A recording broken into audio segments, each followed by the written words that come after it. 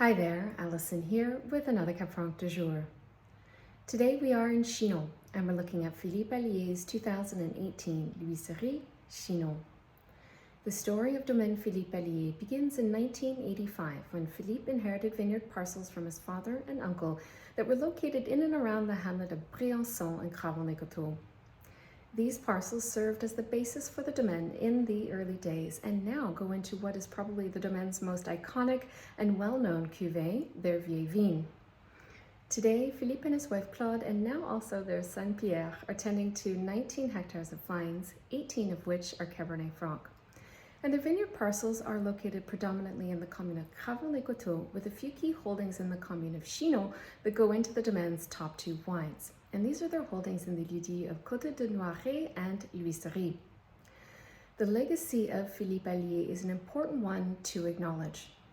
A lover of the great wines of Bordeaux and a believer in the potential to produce exceptional Cabernet Franc from the terroirs in Chinon. In the early 1990s, Philippe was one of the earliest vignerons in the Chinon appellation to champion low yields, picking optimally ripe fruit, rigorous and meticulous work in the vineyard, and also the adoption of some key practices in the cellar, like longer élevage in barrel. With these pillars of the Alliet philosophy in place, the domaine quickly gained recognition for its top quality wines and inspired a generation of vignerons to take similar steps towards a more quality-minded vision of the wines from Chinon. The Chinon commune, which is where L'Huisserie is located, is one of the most complex in the appellation in terms of terroirs. Here we will find vineyards on both sides of the Vienne River, but the majority of the vineyards are on the north side of the Vienne. And in this part of the commune, the vineyard area stretches around 4 kilometers from north to south and about 6 kilometers from east to west. But because we have the Chinon village here and a few other hamlets scattered about, this area of vineyards is actually a little bit more sporadic. Now, in this part of the commune as well, the topography undulates, so we will find a wide variability of altitudes and aspects. The majority of vineyards here hover between 40 and 100 meters above sea level, and we will find north, south, east, and west-facing slopes in this part of the commune. Now, this range of elevation that I speak of is significant, and it can give us an indication as to what terroirs we find where. So to the west and to the north of the Chinon village itself, we find vineyards that are at elevations of around 55 to 75 meters above sea level. And this is where we find the influence of the Upper Tronian yellow tuffeau chalk and alterations and variations on this tuffeau, such as miage. Close to the Chinon village and to the Chinon fortress, there's a pocket of vineyards that is at a higher elevation. This is where we find the famous Clos de l'Écho. These vineyards that are at elevations of around 80 to 100 meters above sea level. And this is where we find soils that date to the Senonian and Bartonian ages. And these are deeper, heavier clays and sandy clays, and they can have a flint and or quartz component to them as well. And the eastern part of the Chinon commune, where we find L'Huisserie, the terroir picture is a little bit more complex to define. So here we actually find a number of famous vineyards, all within a few 100-meter radius of one another, including Coulis-du-Tille's Clos de l'Olive, Charles Joguet's Clos de Chenvert, Clos Guillot, which is most famously associated with Bernard Baudry, and also Philippe Alliet's Côte de Noiret. All of these vineyards make up what is sometimes referred to as Chinon's premier côte, which is referring to the first in a series of pockets of sloping vineyards that start in the eastern part of the Chinon commune and then stretch east into the commune of Cabernet and then into Pont-Zoul. The commonality between these vineyards that are on the premier côte in the eastern part of the Chinon commune is we find the influence of the Upper Tronian yellow tuffeau chalk. Now, looking at L'Huisserie, this vineyard is actually 300 to 900 meters away from these famous lieux-dits. However, we are on a completely different terroir here.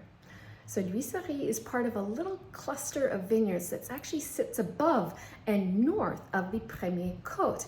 And they sit in a little bit of an arc shape And here the vineyards are at a higher elevation, around 90 to 100 meters above sea level. Here we find the influence of those Cynonian era soils, those deeper, heavier clays. And these vineyards also sit quite close to a forested area to the northeast, and that will create a little bit of a cooler microclimate here, in addition to the already cool environment that the clay is creating in these particular sites. Now I want to go off on a little bit of a tangent here, so please bear with me.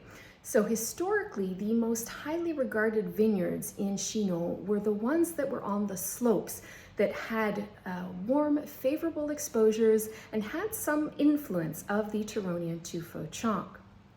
The warm exposures, coupled with the shallower topsoil in these sites and the influence of the Turonian tuffeau chalk, meant that these sites were warmer and they would be able to ripen grapes more consistently and better in most vintages.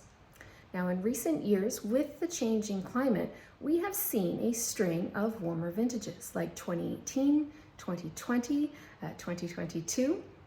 And these sites that historically would have been a bit cooler, like Louis-Serry, another example would be Domaine de la Noblesse, Les Chiens in Ligré. These sites that have these heavier clays were historically cooler and are now showing to be or to perform really well in these warmer vintages. Because clay has this ability to retain moisture, to retain water really well, it actually means that it's a cooler soil. And it is possible that it might prove beneficial in terms of its ability to allow for slower ripening and a better alignment of sugar and phenolic maturities in these warmer vintages. Now, I recognize that soils are not the be-all and end-all when it comes to ripening grapes, and that there are certainly some viticultural factors that come into play here. And I also recognize that the average consumer may not be interested in this level of detail. But in the future, I think it might be possible that we may see more and more people interested in cellaring top expressions of Cabernet Franc from the Loire. And well, in particular, with regards to these wines, you know, they're much less expensive than the wines of Burgundy and other regions in France. And so, you know, these details with respect to site and vintage and from specific producers may actually become a bit more relevant in the future. And over time, the more I taste and meet with producers, I may be able to shed a bit more light on this topic for those that are interested. Now, with that said, let's look a little bit further at Louis-Serry and the vineyard and the cellar for this particular wine. So Philippe Alliet acquired these parcels in 2000, and the vines were planted in 2001.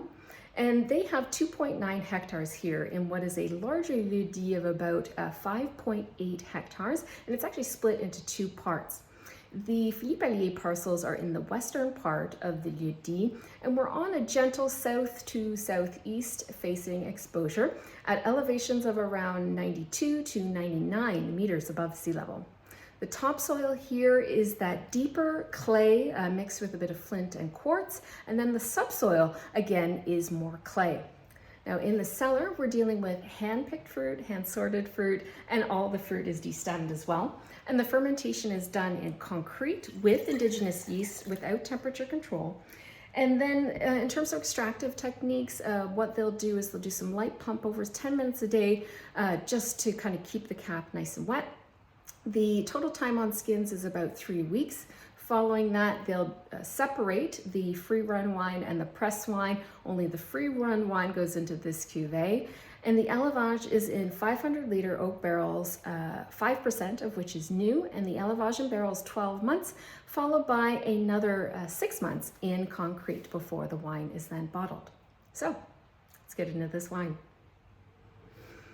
So the nose has a really lovely profile to it. It leans kind of sweet, savory, definitely more red on the spectrum. And right out of the gate, I'm getting a nice strawberry note, like a bit of fresh, wild strawberry, but there's also like a little bit of a strawberry coulis note as well. Some cherry here too, a little bit of raspberry. There's also something kind of foresty about it as well. And in terms of the pyrazines, I would say they're pretty well on equal footing here with the fruit. And the profile of the pyrazines are quite lovely. I'm getting some soft herbs, like there's a little bit of mint, perhaps a bit of basil as well. There is an evergreen component to this wine. There is a floral element to this wine. I would say that leans more purple flowers for sure. But in general, it has a really nice purity, clarity to the nose. It's not super aromatic per se, but there is a nice lift to the nose.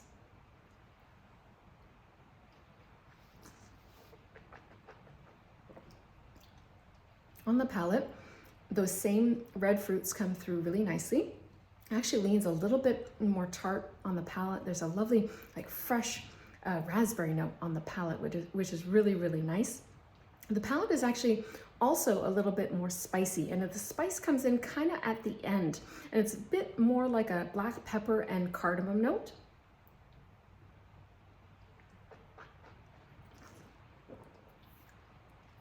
The structure of this wine is really special. So the acidity is mouth-watering, it's fresh, succulent in a way, and the acidity lingers. And the acidity actually kind of comes in at the end to refresh, as opposed to something that where I find that the acidity is kind of in your face right out of the gate. In terms of the tannins are quite mouth-filling. There's a broadness to the mouthfeel. Even though this is a medium weight, it does sit more broadly on the palate. And the tannins are, they're firm. They have a slight powdery texture to them, almost like a cashmere-like texture as well.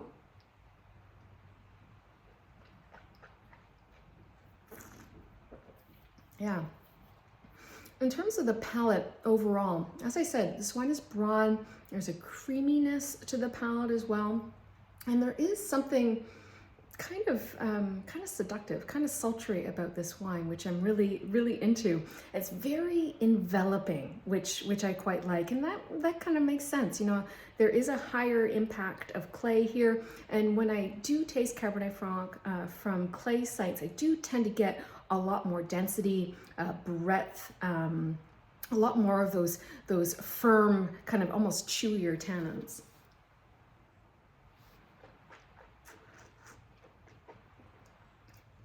The finish of this wine is really, really interesting. It's like the wine almost crescendos and then decrescendos at the end. It's really quite a cool experience on the finish. You think that the wine is going to disappear, and then it just like kind of evolves into this really beautiful space, and then kind of finishes with a little bit more of that spice, and you get even some more florals on the palate as well. The wine in general is really harmonious, very balanced, and it truly is a really exceptional example of Cabernet Franc from Chinon. And I want to kind of go back to what I said earlier with regards to vintages and these warmer sites and more famous sites. And I don't want folks to think that perhaps I'm implying that in warmer vintages, these sites aren't going to be great. Rather, I think and I've always been a proponent of this, that vineyard and vigneron will trump vintage any day. And these sites will produce excellent wines in warm vintages and cool vintages. But what's important to note, and what we will have to consider going forward, is how we mature these wines and when we choose to enjoy them. Because warmer vintages from warmer sites, these wines will generally show a little bit sooner. You know, they'll mature a little bit faster. And conversely, these wines that are from cool vintages and cool sites, they may take a little bit longer to come around and to mature. So, you know, when it comes to these vineyards, it's what I'm starting to think about here is like the vintage and the site and how these things come together so that I can better recommend when folks should be trying these wines. A perfect example is Les Piquants from Augrefaux, another kind of warm site in Chinon. And I've had that wine from cool vintages, warm vintages, and you know, it's exceptional all the time. And I think L'Huisserie is another example of one of these top sites.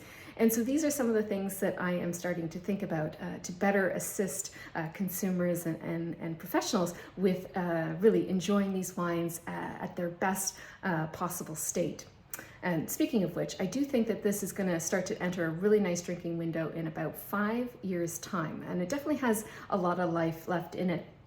If you have a favorite wine from Chinon or from Philippe Alliet, let me know what it is in the comments below. And of course, as always, I'll be back again soon with another wine. Cheers.